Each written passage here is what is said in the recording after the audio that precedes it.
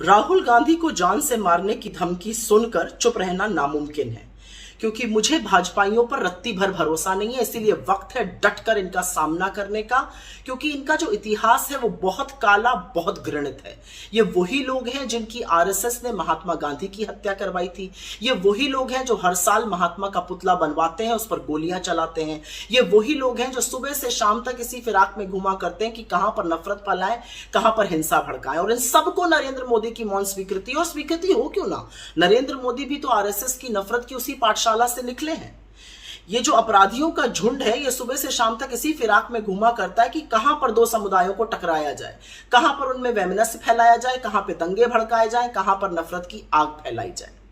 तो ये जो बीजेपी के गुर्गे भौंक रहे हैं, ये ऐसे ही नहीं भौंक रहे हैं, ये अधेल कायर असल में डरे हुए हैं, क्योंकि राहुल गांधी ने इनके असली चेहरों को बेनकाब कर दिया है। क्योंकि राहुल गांधी ने हर जन विरोधी इनके कानून के सामने चट्टान बन के खड़े होने का मन बना लिया है। क्योंकि राहुल गांधी ने इनके सियासी मंसूबों पर पानी फेर दिया है। लेकिन अरे कायर लीचड़ों, राहुल गांधी को तुम्हारी इन टुच्ची हरकतों और शब्दों से लेश मात्र भी फर्क नहीं पड़ता है। तुम तिलचट्टे जैसी अपनी बातें कहते रहो, लेकिन एक बात याद रखना, राहुल गांधी में शेर का कलेजा है। कभी आजमाना तो आ जाना, नतमस्तक होकर जाओगे। पर एक बात और याद रखना, ये देश चुप नहीं रहेगा, ये देश मूक दर्शक नहीं रहेगा। तो नरेंद्र मोदी जी, अपने पालतू जानवरों को काबू में कीजिए। इस बार आप गलत आग भड़का रहे हैं, क्योंकि आप नहीं रहिएगा, हम नहीं रहेंगे, ये देश रहेगा। और आपकी नफरत और हिंसा को हम कतई सफल नहीं होने देंगे। आप जब जब नफरत और हिंसा की आग भड़काइएगा, हम मोहब्बत के ठंडे पानी से उसे बुझाएंगे।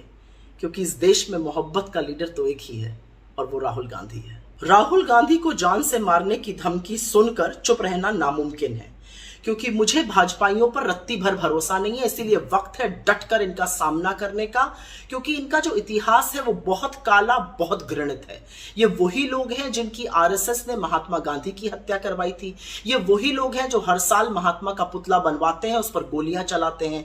ये वही लोग हैं जो सुबह से शाम तक इसी फिराक में घुमा करते हैं कि कहां पर नफरत फैलाएं, कहां पर हिंसा भड़काएं। और इन सबको नरेंद्र मोदी की मौन स्वीकृति, और स्वीकृति हो क्यों ना, नरेंद्र मोदी भी तो आरएसएस की नफरत की उसी पाठशाला से निकले हैं। ये जो अपराधियों का झुंड है, ये सुबह से शाम तक इसी फिराक में घुमा करता है कि कहां पर दो समुदायों को टकराया जाए, कहां पर उनमें वैमनस्य फैलाया जाए, कहां पे दंगे भड़काए जाए, कहां पर नफरत की आग फैलाई जाए।